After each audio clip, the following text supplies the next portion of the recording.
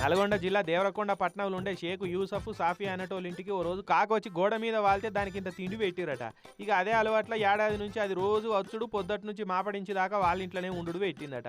ఇక వీళ్ళు కూడా కాకిని ఎల్లగొట్టకుండా ఎప్పుడు వచ్చినా తిండి నీళ్లు పెట్టి మంచిగా కుక్కనో పిల్లినో సాదుకుంటే ఎట్లా సాదుకుంటారో ఒక గట్లనే చూసుకున్నారట.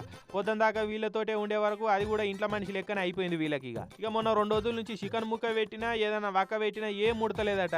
ఏంది రంది పెట్టుకున్నావా అనే తినుబేట తిను అని తినిపించినా మెతుకు ముట్టలేదట. అయ్యో కాకిపేటకి ఏమైందో అని బెంగటిల్లిపోయి దాన్ని బుట్టలో మంచిగా పెట్టుకుని పశువుల డాక్టర్ తానికి తీసుకొచ్చి చూయించిరు. ఇట్లా మా కాకి పిల్ల మాకెంతో ముద్దండి, కానీ అది అసలు ముద్ద ముడతలేదు, మీరే ఎట్లన్నా చేసి అది ఎంగిలి పడతాడు చేయరని డాక్టర్ని అడిగితే మీరేం పరిశాన్ కాకుర్రి, మీ కాకితోటి చికెన్ ముక్క తినిపించే జిమ్మదారి నాది అని డాక్టర్ మేడం దానికి వైద్యం చేసింది. కాకిని సాదుకునుడేందమ్మా అని లోకులు ఏమేమో అనుకున్న లెక్క చేయకుండా కాకి తినకుంటేనే కలుక్కు అన్నట్టు అయిపోయి డాక్టర్ తానికి వచ్చిరంటే నిజంగా వీళ్ళకు ఆ కాకి అంటే ఎంత పాయిరమో కదా. ఇక ఈ కాకి వీళ్ళు దొరకుడు కూడా ఆ కాకి అదృష్టమే అనుకోవాలి కదా.